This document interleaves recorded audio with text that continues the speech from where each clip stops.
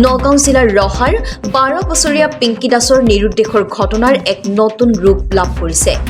মৃত বুলি চিনাক্ত কৰা কিশোৰীগৰাকী আজি ৰহাৰ এজন দেউতাকৰ চিনাকি যুৱকলৈ পিংকি দাসে ফোনৰ জৰিয়তে যোগাযোগ কৰাত চন্দ্ৰন ডেকাৰজা নামৰ যুৱকজনে আচৰিত হৈ ৰহা আৰক্ষী চকীত খবৰ দিয়াত ৰহা আৰক্ষীয়ে গুৱাহাটীৰ গড়চুকৰ পৰা কিশোৰীগৰাকীক উদ্ধাৰ কৰি নগাঁৱলৈ লৈ আহে।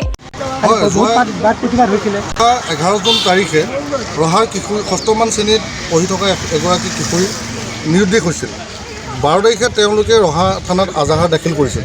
তাৰ অনুপাতে যোৱা 16 তাৰিখে নগাঁও ডিফলো শিৱ মন্দিৰ প্ৰাংগণত এটা মৃতদেহ উদ্ধাৰ হৈছিল। সেই মৃতদেহটো প্ৰশাসনে যেতিয়া নেকি খবৰ দিছিলে, খবৰ দিওঁতে ৰহাৰ যি পিংকি দাস নামৰ কিশোৰীগৰাকী নাইকিয়া হৈছিল, তেওঁলোকৰ মাক দেউতাকক খবৰ দিছিলে।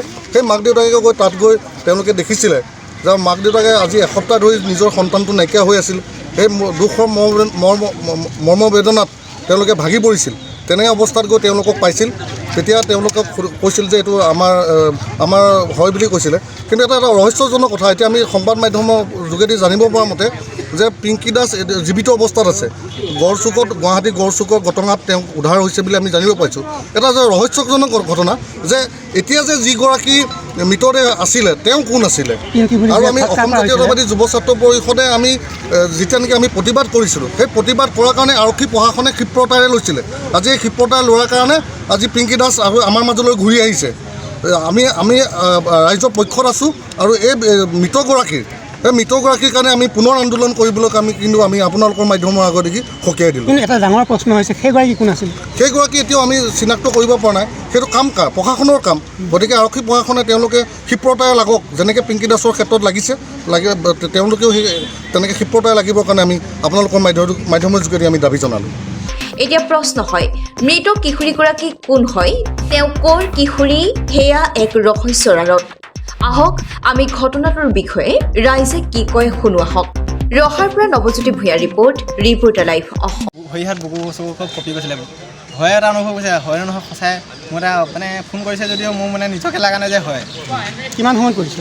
মই কিমান সময়ত টাইমটো এতিয়া একজেক্ট মনত নাই। 10টা এনেকুৱা ওচৰা হ'ব। মই থানাত আহিছিলোঁ, ৰহা থানাত আহিছিলোঁ। আহি গৈ মোৰ মোবাইলটো নিব আহিছিলোঁ। কালি থৈ দিয়াৰ কাৰণে ছাৰে থৈ দিছিলে মোৰ মোবাইলটো, তাকে নিব আহিছিলোঁ। আহি গৈ ফোনটো অন কৰিছোঁ, অলপ পাছতে ফোন আহিছে। মই ঘৰলৈ গৈছোঁ। তেতিয়া ঘৰলৈ ঘূৰি গৈছিলোঁ। গৈ ফোনটো অহাৰ কাৰণে আৰু মই সঁচাই কনফাৰ্মটো কৈছে মোক যে এনেকৈ মোহন দা জীয়েক হয়, ছোৱালী হয়, আপুনি সুনীল দা হয়নে সুধিছে। তাৰপিছত মই কৈছোঁ হয় বুলি কৈছোঁ। সঁচাই হয়নে নহয় সেইটো কৈছোঁ, হয় বুলি কৈছে। তাৰপিছত লগে লগে মই আৰু ৰহা থানা আহি উপস্থিত হৈ ছাৰহঁতক জনালোঁ। ছাৰহঁতক জনাই ছাৰহঁতে কথা পাতি গৈ এড্ৰেছ লৈ পেলাই লোকেশ্যন লৈ গৈ পালে তাৰ উদ্ধাৰ কৰি লৈ আহিছোঁ। ফোন কৰাগৰাকী তেওঁৱে আছিলে, তেওঁ জীৱিত হিচাপে জনাৰ পিছত। হয়। তেওঁৰ লগত আপোনালোকৰ চিনাকি কেনেকুৱা আছিল? তেওঁৰ লগত মোৰ দেউতাকৰ লগত ভাল, বা দেউতা মোৰ দাদা হয়, তাই মোৰ ভণ্টি বা দাদা বুলি কয়, মোৰ ভণ্টি হয়। তাকে মোৰ তাৰ লগত চিনাকি। আপোনাৰ ফোন নম্বৰটো কেনেকৈ গম পালে? ফোন নম্বৰটো তাই দেউতাৰ লগতো আছিলে, বা তাৰ লগত মোৰ এনেই ভালেই বাৰু, কথা পতা ভাল, এনেকৈ নম্বৰটো কেনেকৈ আছে কেনেকৈ মই নাজানো, খালি ফোন কৰিছে মোক যে তাই। আপুনি আচৰিত হৈ গৈছিলে? আচৰিত বহুত আচৰিত হৈ গৈছোঁ মই। সেনেকুৱা